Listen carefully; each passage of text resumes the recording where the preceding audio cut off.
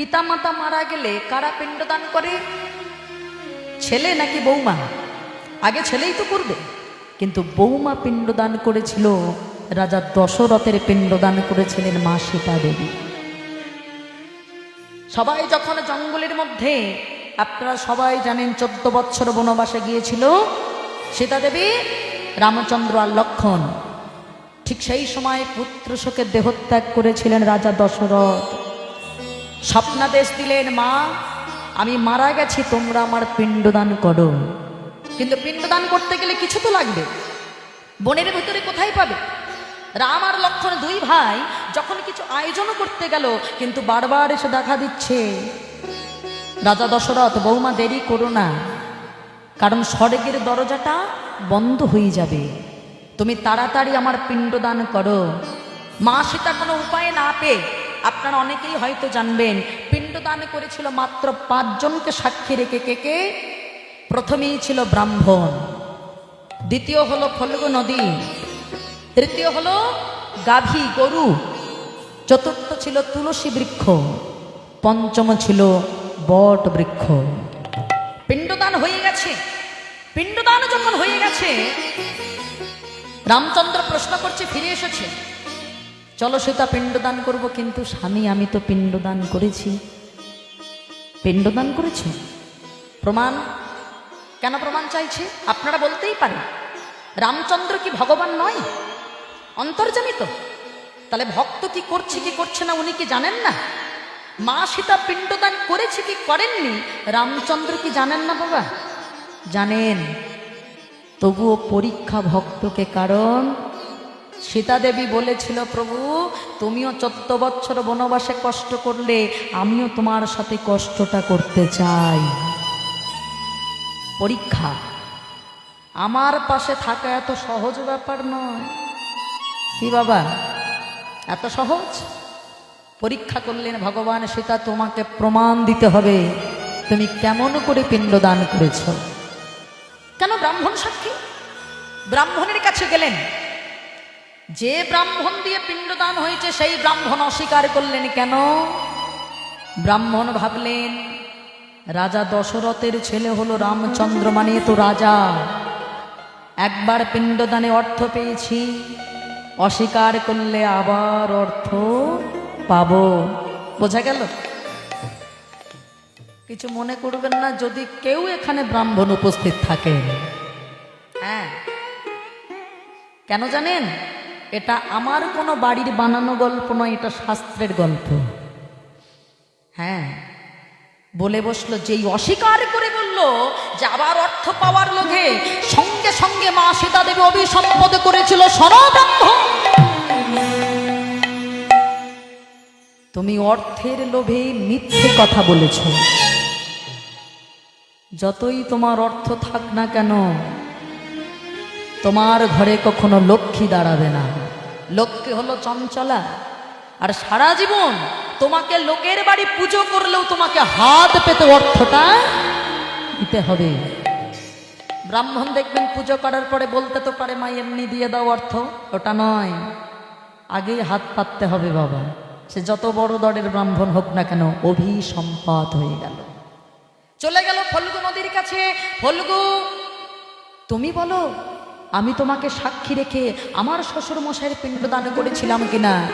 ফল্গু ভাবল, মা সীতার চরণ পরশ পেয়েছি, যদি না বলি রাজা দশরথ তাহলে এই জলে নেমে পিণ্ডদান করবে, তাহলে তো আমি ভগবানের চরণের পরশ পাবো। মিথ্যে করে বলে বসলো, আমি জানি না পিণ্ডদান হয়েছে কিনা। সঙ্গে সঙ্গে অভিসম্পদ করলো, শোনো শোনো ফল্গু, আমি তোমাকে অভিসম্পদ করলাম, তুমি অন্তঃসলীলা হয়ে যাও।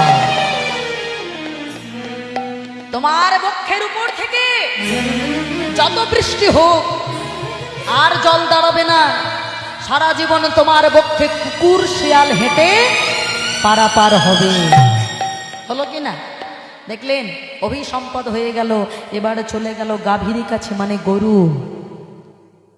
গরুর কাছে যেই গেল, গরু সঙ্গে সঙ্গে বলে বসলো, না মাকে তো আমি দেখিনি।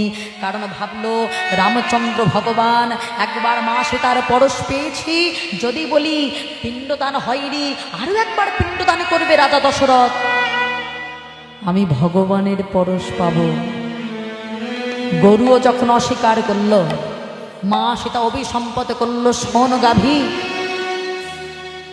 তুই যখন এত বড় মিথ্যে কথা বললি, অভিসম্পদ করলাম, গরু মানেই সনাতন ধর্মের মানুষের কাছে পূজনীয় বাবা, তুই যতই সবার কাছে পূজনীয় হোস না কেন, সারা জীবন সবার বাড়ির এঁঠো তোকে খেয়ে বাঁচতে হবে।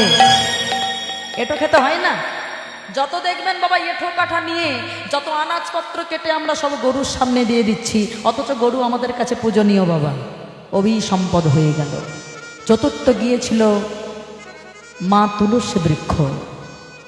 তুলসী দেবী ভেবেছিল, একবার তো মায়ের পরশ পেয়েছি গো, একবার যদি অস্বীকার করি তাহলে আমি তো একবার হলেও আমার প্রভু রামচন্দ্রের পরশ পাবো।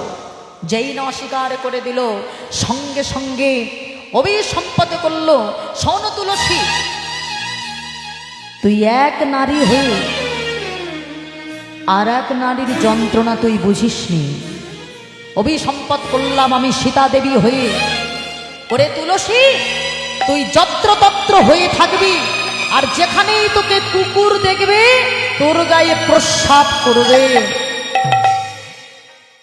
হয় নাকি?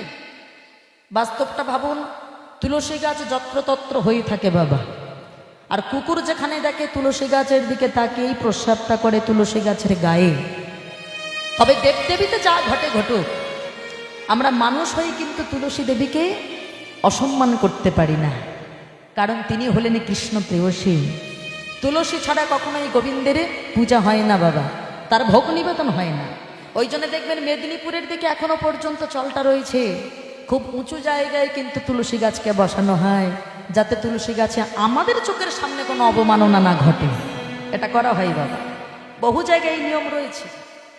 এই গেল 4 জনের কাছ থেকে অস্বীকার হয়ে গেল, কিন্তু বট বৃক্ষ কিন্তু স্বীকার করেছিল যে মা সীতা দেবী আমাকে সাক্ষী রেখে রাজা দশরথের পিণ্ডদান করেছে। সঙ্গে সঙ্গে মা সীতা আশীর্বাদ করেছিল, ওরে বট বৃক্ষ, আমি তোকে আশীর্বাদ করলাম। গরমের সময় সে জীবকুল হোক আর পশুকুল হোক, যত কখনো কোনো প্রাণী তোর এই গাছের তলায় এসে দাঁড়াবে, হ্যাঁ গো মাইরা, অন্য গাছের তলায় গরমের সময় যত না ঠান্ডা, বট গাছের তলায় দাঁড়াবেন, একদম মনটা দেহটা শীতল হয়ে যাবে। আশীর্বাদ। তবে তোর যত বড় দেহ থাকবে তত বড় ফল আমি তোর দেব না। কেন? কারণ তোর গাছের তলায় কোনো প্রাণী দাঁড়ালে যদি বড় ফল হয়, তাহলে তার মাথায় পড়লে সে আঘাত হবে। তাই যত বড় দেহ তত বড় ফল কিন্তু আমি দেব না। তাই মা সীতা দেবী তিনিই পিণ্ডদান করেছিলেন বাবা, তার শ্বশুর মশাই। সেখান থেকে এই রীতি নিয়ম সব জায়গায় চলে গেল যে গয়াধামে যদি আমাদের পূর্বপুরুষের উদ্দেশ্যে, পিতামাতার উদ্দেশ্যে যদি পিণ্ডদান করতে পারি, তাহলে তাদের মোক্ষ লাভ হবে বাবা।